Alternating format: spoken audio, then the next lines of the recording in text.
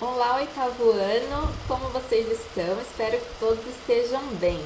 Hoje, na nossa aula de ciências, a gente vai começar o capítulo 10 falando sobre o sistema genital masculino. Antes da gente chegar nesse capítulo, a gente já conversou bastante sobre reprodução.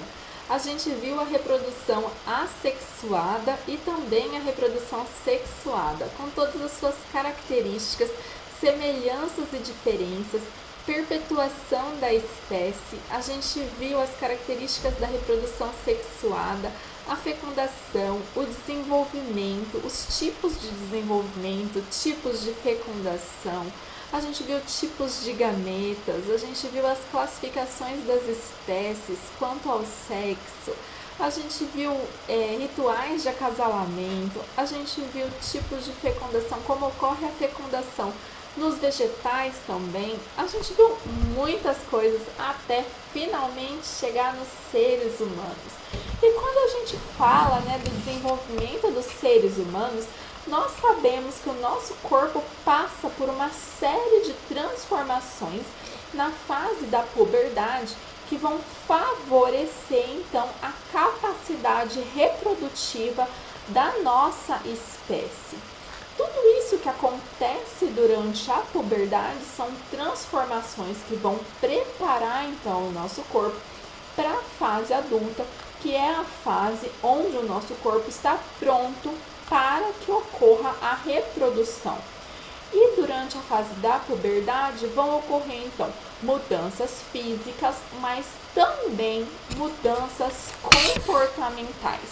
Então, se você pegar o seu livro aqui na página 64, a gente pode acompanhar então o início do capítulo 10. Aqui a gente tem então uma série de adolescentes correndo e a gente pode observar que uma série de mudanças que já ocorreram e estão ocorrendo no corpo desses meninos. E nós sabemos, vocês estão vivendo isso, quantas mudanças ocorrem não só no corpo, mas no comportamento de vocês. E meninas, fiquem tranquilas que o próximo capítulo será sobre vocês. Não precisam ficar constrangidos, mas eu sei que a gente fica, A gente já conversou sobre isso. Gente, todos nós sabemos que a reprodução tem como objetivo a perpetuação da espécie. Mas a gente vai precisar entender como que isso vai ocorrer nos seres humanos. A gente sabe que vai ter a união dos gametas, mas para que tenha a união dos gametas, como que esses gametas são formados? E o que precisa acontecer para que esses gametas se unam? O que precisa acontecer para que o feto consiga se desenvolver? O que precisa acontecer, então, para que um novo ser vivo seja formado? Então, a gente vai ver sistema genital masculino, sistema genital feminino, fecundação, gravidez e parto. Depois, a gente vê, então, métodos anticoncepcionais. A gente fala sobre gravidez, prevenção da gravidez na adolescência e a gente fala também sobre infecções sexualmente transmissíveis, tá bom? Gente, quais são as mudanças que vocês já perceberam que ocorrem no corpo de vocês e que estão relacionadas à reprodução? Vamos falar primeiro de mudanças, aqui do sistema genital masculino. Tenho certeza que vocês já observaram mudança na tonalidade da voz, não é? Que a voz fica fina, fica grossa, fica aquele negócio meio engraçado, não é mesmo? Que os meninos de repente começam a crescer, Aparecimento de pelos no corpo, mudança na distribuição da massa corporal e uma série de outras mudanças também. Gente, essas mudanças são aquelas que nós chamamos de características sexuais secundárias masculinas. E a gente vai entender um pouquinho de por que elas aparecem nessa fase. Mas primeiro a gente vai entender quais são os componentes do sistema genital masculino. Pega aqui então na página 65 do livro do SAS. capítulo 10, tá bom? Vamos acompanhar aqui na figura. Se a gente tiver que falar assim, qual é a função do sistema genital masculino? A função do sistema genital masculino é produzir gametas masculinos e eliminá-los, tá? Não ia adiantar nada produzir os gametas masculinos e não eliminá-los, ficar lá guardadinho. Então, produz gameta masculino e elimina gametas masculinos. E também vai produzir testosterona, que é o principal hormônio masculino. E daí a gente precisa saber quais são os órgãos que formam esse sistema. Os órgãos, gente, não são poucos não, tem vários. A gente tem o pênis, a uretra, o testículo, o escroto, também chamado de bolsa escrotal, o epidídimo, ductos deferentes, é deferentes, não é diferentes, não, deferentes, não estou falando errado.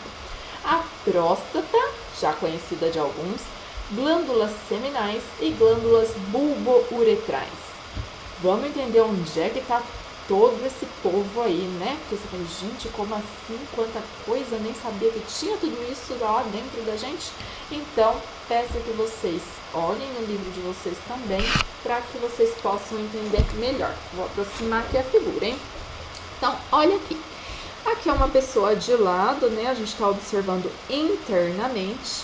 Obviamente, né, nós sabemos aqui na genitália externa temos o pênis e o escroto. O escroto, ele é a bolsa que vai abrigar o testículo. Então, aqui dentro do escroto ou bolsa escrotal temos o testículo, ok? Então, esses são os órgãos que geralmente nós conhecemos. O pênis, o escroto e o testículo. Por quê? Porque essa é a genitália externa. Então, a genitália externa é aquela que geralmente nós já conhecemos. E daí, a parte que está lá dentro do corpo são os órgãos que geralmente nós não sabemos quais são. Então, vamos aqui acompanhar. Vamos partir do testículo e vamos seguir todo o caminho lá dentro e vamos ver quais são os órgãos que a gente vai ver nesse decorrer. Então, aqui do escroto, a gente falou que ele abriga os testículos. Então, tem os testículos aqui. Em cima do testículo, aqui pintado de cor de rosa, a gente tem o epidídimo. Tá vendo? Então, aqui o epidídimo. Do epidídimo sai um tubinho. Esse tubinho que sobe, dá a volta aqui em cima. Esse tubinho é chamado de duto deferente. É um tubinho que sobe, dá a volta aqui em cima e desce, tá bom? Daí ele desce aqui assim e passa, ó, aqui dentro do pênis. Quando ele desce e passa aqui dentro do pênis, quando ele passar no interior do pênis, ele vai receber o nome de uretra.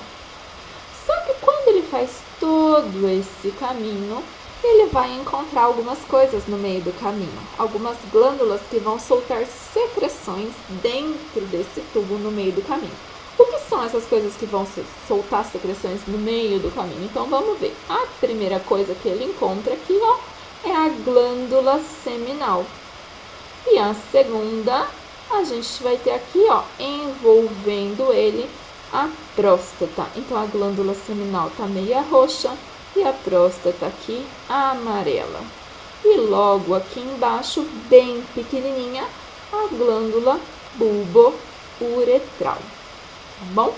Então, tudo isso aqui faz parte do sistema genital masculino.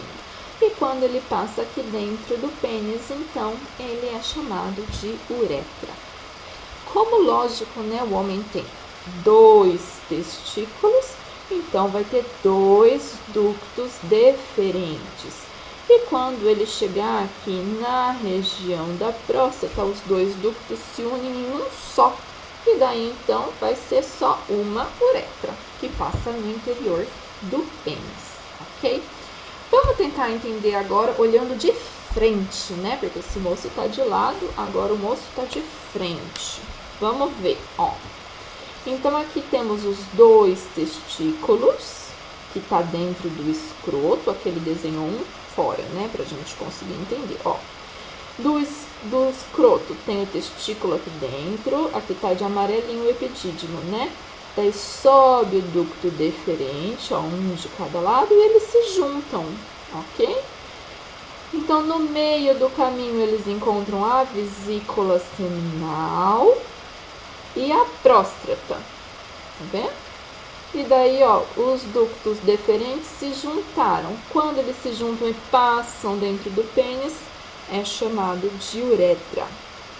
Depois da próstata, eles encontram aqui, ó, bem pequenininho, esqueceu de pôr o nome, né? Essas bolinhas azuisinhas aqui, é a glândula bulbo-uretral. Ele esqueceu de pôr o nome aqui, a gente pode pôr, tá bom? E daí aqui ele tá passando no interior do pênis, ok? Então, esses são os órgãos do sistema genital masculino.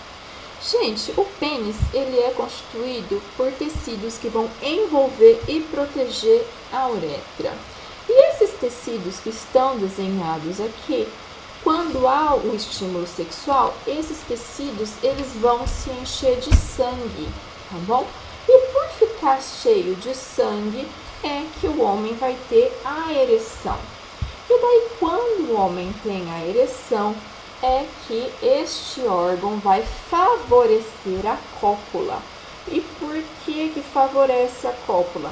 Porque o sistema genital masculino, lembra que ele tinha a função de produzir o gameta e eliminar o gameta.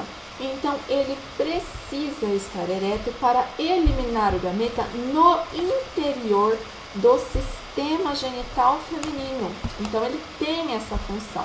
E é quando o pênis está ereto que ele consegue cumprir o seu papel. Então, são esses tecidos aqui, que parece uma esponjinha, que vai então se encher de sangue para que o órgão fique ereto e daí consiga cumprir o seu papel através do ato sexual, que a gente chama de cópula, tá bom? Onde se abre a uretra, que é aqui na ponta do pênis, a gente chama de glande. E a glande é recoberta por uma pele que a gente chama de prepúcio, tá bom?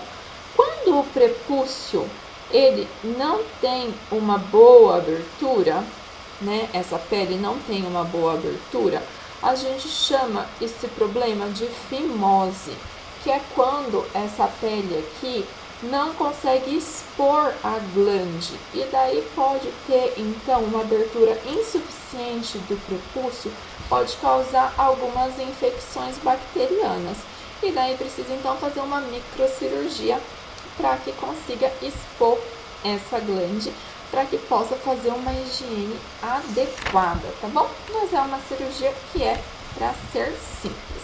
Se tiver alguma dúvida, a gente tira na aula online. Pessoal, para a gente finalizar a aula de hoje, eu peço que você faça o exercício número 1 do Agora é com Você, aqui da página 68, tá bom? Então, faça aqui o número 1 que a gente corrige na nossa próxima aula online. Tchau, tchau, até mais!